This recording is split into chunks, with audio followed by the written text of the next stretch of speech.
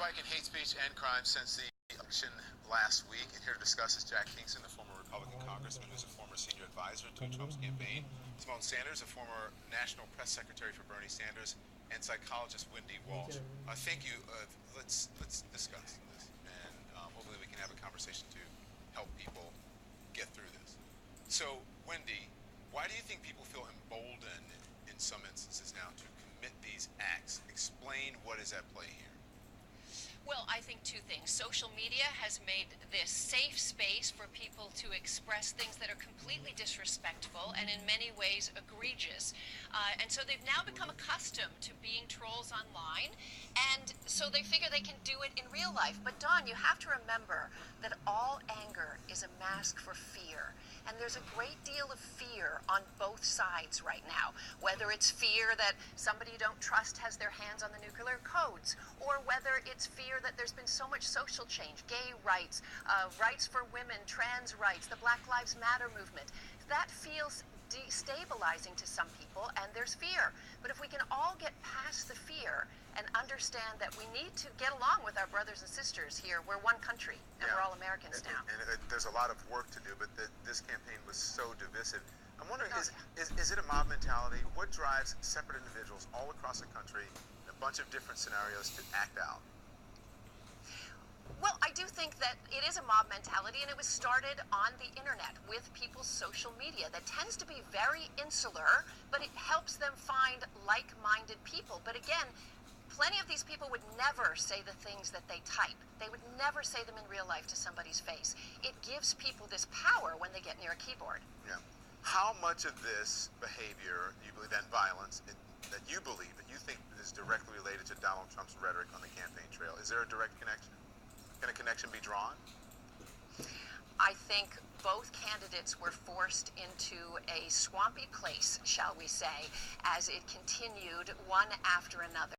And I personally believe there was a lot of internalized misogyny by women, there was a lot of sexism by other people, and that we got to this place where it was just a lot of finger pointing instead of talking about the issues. But yeah, it had to do with both campaigns and how ugly they got. Representative Kingston, the president-elect, did tell people to, quote, stop it on Sunday night, but Rudy Giuliani, in the running for Attorney General or Secretary of State or some position in the Trump administration, said this. He has told people to stop doing what they're doing. He has no more control over them than President Obama or Hillary Clinton have over the goons and thugs that are in my city, that are destroying property, that are taking over streets, and that are yelling and screaming at Donald Trump. Representative Kingston, goons and thugs, really? Is that language helpful?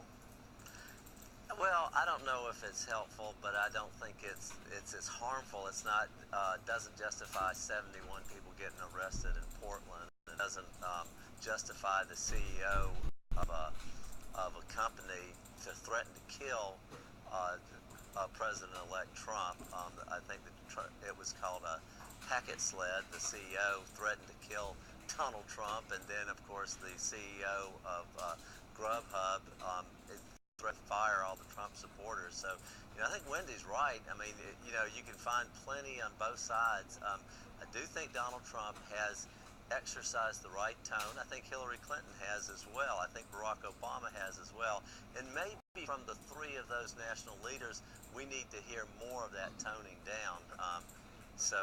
And I think I appreciate that, Representative Kingston, but my question was goons and thugs. By a member, someone who is being considered as a member of the Trump administration, does a language like that help at this time, especially calm a nation that is quite clearly divided? That was my question. Well, I think Mayor Giuliani is speaking for himself and the frustration he feels in his own city when people are blocking the roads and keeping people who are taxpayers going to work from going to work, and in many cases tearing up property. Although I would say that the vandalism in New York City, I believe, has been a lot less than it has in California or in Portland. But, I think he's speaking out of some frustration. But remember, the important thing is Donald Trump is not. He is speaking in very careful tones.